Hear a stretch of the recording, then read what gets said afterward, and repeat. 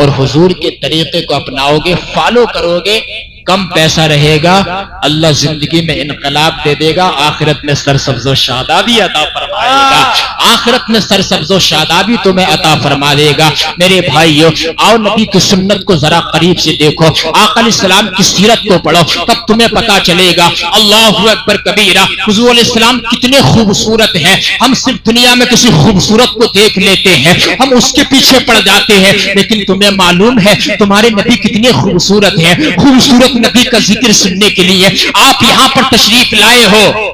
ایک بزرگ گزرے ہیں جن کا نام ہے سیدنا جنید بغدادی۔ کیا نام ہے؟ زور سے بولیں۔ جنید بغدادی۔ جنید بغدادی کے پاس نہ ایک عورت آئی اور عورت نے آ کر کہا کہ حضرت اگر کسی انسان کے نکاح میں ایک عورت ہو، کیا وہ ایک عورت کی موجودگی میں دوسرا نکاح کر سکتا ہے؟ انہوں نے کہا ہاں، شریعت اجازت دیتی ہے، ایک مرد ایک وقت میں 4 نکاح کر سکتا ہے اگر عورتوں کے درمیان انصاف کرے گا۔ تو اس عورت نے کیا کہا معلوم ہے؟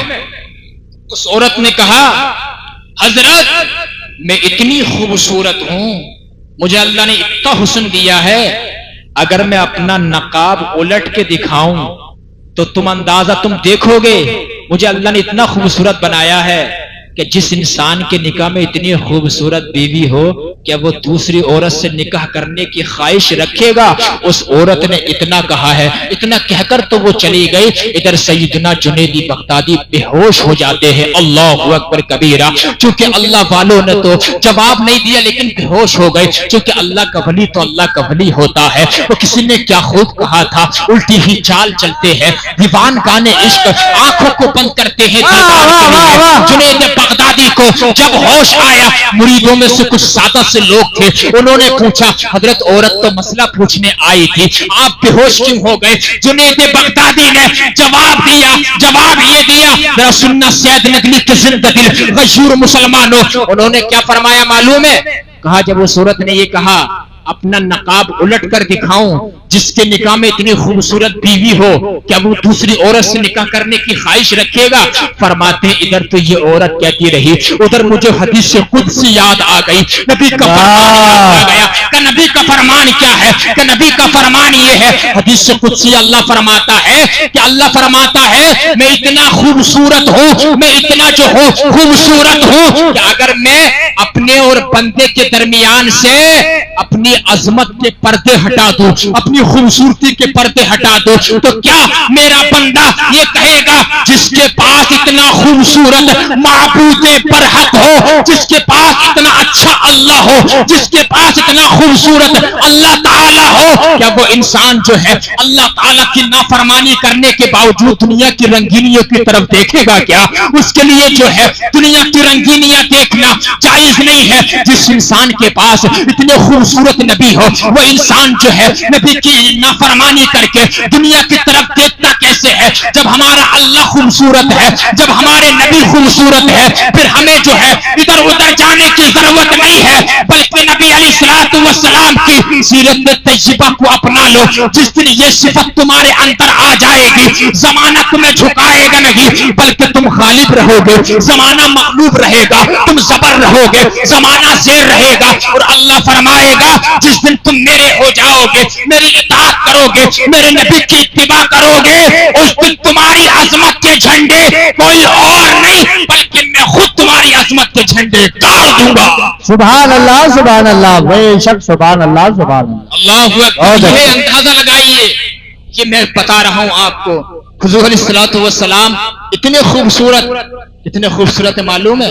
بزرگ فرماتے ہیں اپنی محفلوں میں نبی کے حسن کا تذکرہ بھی کر لیا کرو، اس سے جو ہے مجلس میں جو ہے اللہ اکبر خوبصورتی آ جاتی ہے۔ ارے یہ تو وہ مجلس ہے، بتا دوں آپ کو یہ کون سی مجلس ہے؟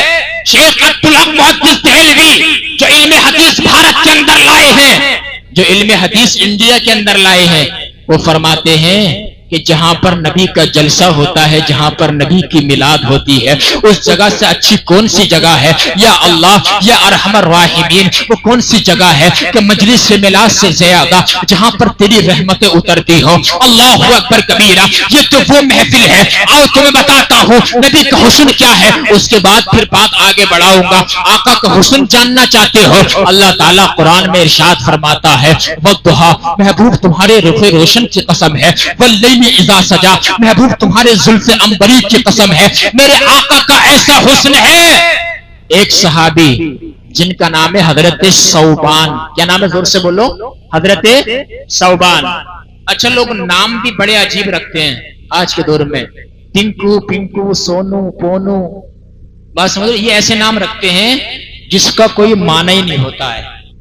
حضرت کوئی ماڈرن نام بتا دیجئے، ایسا نام جو ہمارے محلے میں کسی کا نہ ہو، ایسا نام جو ہماری بستی میں کسی کا نہ ہو۔ میرے بھائی نئے نام کے چکر میں پڑ رہے ہو۔ امام اہل سنت مجدد اعظم اعلی حضرت فاضل بریلوی نے احکام شریعت کے اندر لکھا ہے، جتنے لوگوں کے نام محمد ہوں گے نا، کل قیامت کے دن اللہ تعالیٰ اپنے حبیب کو بلائے گا، محمد ادھر آؤ، جتنے لوگوں کے نام محمد ہوں گے سب کے سب آ جائیں گے۔ اللہ فرمائے گا میں نے تو اپنے حبیب کو بلایا ہے، تم کیوں آ گئے؟ وہ کہیں گے یا اللہ ہمیں ایسا لگا تو نے ہمیں بلایا ہے اس لیے کہ ہمارا نام بھی محمد ہے۔ اللہ فرمائے گا وعزتی وجلالی، مجھے اپنی عزت اور جلال کی قسم ہے جب تمہارا نام میرے حبیب کے نام پر ہے، لا اعذبکم، میں تمہیں آج عذاب نہیں دوں گا، اپنے حبیب کے نام محمد کے صدقے میں تم سب کو جنت کا حقدار بنا دوں گا۔ سبحان اللہ۔ اس لیے بچوں کے نام جو ہے اچھے رکھنا چاہیے، سمو بالانبیاء، نبیوں کے نام پہ نام رکھنا چاہیے۔ اللہ اکبر کبیرہ۔ بتانا چاہتا ہوں حضور علیہ السلام کے ایک صحابی جن کا نام ہے ثوبان، حضرت ثوبان آتے ہیں، یا رسول اللہ بڑا گناہگار ہوں، سیاہ کار ہوں، آقا دنیا میں جب آپ کو دیکھتا رہتا ہوں دل کو قرار ملتا ہے، لیکن حضور جب آپ کا چہرہ اطہر و اقدس و انور جب میرے آنکھوں سے اوجھل ہو جاتا ہے، یا رسول اللہ دنیا کی کوئی چیز مجھے اچھی نہیں لگتی ہے۔ میرے آقا نے فرمایا تم رو کیوں رہے ہو؟ کہ یا رسول اللہ میرا مسئلہ یہ ہے، دنیا میں تو آپ کے چہرے کو دیکھ کر اپنی پیاس بجھا لیتا ہوں، لیکن آپ کے صدقے میں اللہ نے مجھے اگر جنت عطا فرما دی بھی تو آپ تو مالک جنت ہے، آپ تو امام الانبیاء ہے، آپ تو خاتم النبیین ہے، آپ تو خاتم المعصومین ہے، یا رسول اللہ آپ تو جنت میں سب سے اونچے درجے میں ہوں گے اور میں ادنا سا غلام ہوں، نہ جانے میں کون سے درجے میں ہوں گا۔ میرے آقا جو ہے خاموش ہو جاتے ہیں، یا رسول اللہ جنت میں بھی آپ کا چہرہ دیکھنا چاہتا ہوں۔ بتائیے صحابہ کرام کی کیسی دل میں تڑپ تھی، میرے آقا خاموش ہو گئے۔ اتنے میں حضرت جبریل کے پروں کے پھڑ پھڑانے کی آواز آنے لگی، سدرہ کے مکین تشریف لے آئے، قرآن کی آیت لے کے۔ وہ کون سی آیت ہے؟ حضرت جبریل کہتے ہیں یا رسول اللہ اپنے غلاموں کو خبر دے دیجئے، مجھے خوشخبری سنا دیجئے، وَمَن يُطِعِ اللَّهَ وَالرَّسُولَ فَأُولَٰئِكَ مَعَ الَّذِينَ أَنْعَمَ اللَّهُ عَلَيْهِم مِّنَ النَّبِيِّينَ وَالصِّدِّيقِينَ وَالشُّهَدَاءِ وَالصَّالِحِينَ وَحَسُنَ أُولَٰئِكَ رَفِيقًا۔ جو اللہ کی اطاعت کرے گا، جو نبی کی اتباع کرے گا، قیامت کے دن جو ہے تنہا نہیں چھوڑا جائے گا، لاوارث نہیں چھوڑا جائے گا، بلکہ قیامت کے دن وہ نبیوں کے ساتھ ہوگا، وہ رسولوں کے ساتھ ہوگا، وہ صدیقین کے ساتھ ہوگا، وہ شہیدوں کے ساتھ ہوگا۔ اور اگر تم نے یہاں پر نبی کی سنت پہ عمل کر کے دنیا سے چلے گئے ہو، کل قیامت کے دن اگر آقا تمہارے چہرے کو دیکھ کر اگر مسکرا گئے تو نبی علیہ السلام شفاعت کبریٰ فرما کر تم کو جنت کا حقدار بنا دیں گے۔ نعرہ تکبیر، نعرہ رسالت، نعرہ حیدری، نعرہ ہوشیات، علماء اہل سنت مسلک اعلیٰ حضرت جشن میلاد النبی آمد مصطفیٰ۔ واہ واہ واہ، بہت کیا نعرہ لگانے کی ذمہ داری نقیب صاحب کی ہے کہ صرف آپ لوگوں میں سے کوئی نہیں لگا سکتا نعرہ؟ لگائیے ذرا، اگر آپ ماشاءاللہ لگائیے۔ اللہ، ارے زور سے جواب دو یار، زور سے جواب دو۔ یا رسول اللہ، یا علی، زندہ باد، زندہ باد، زندہ باد۔ اللہ تعالیٰ ان کو اہل بیت کے صدقے میں اسی سال مدینہ منورہ کی زیارت نصیب فرما دے۔ آمین۔ زور سے بول دو یار آمین۔ آپ کے لیے بھی دعا کی جائے گی، اللہ تعالیٰ آپ کو بھی کعبۃ اللہ کا دیدار نصیب فرمائے۔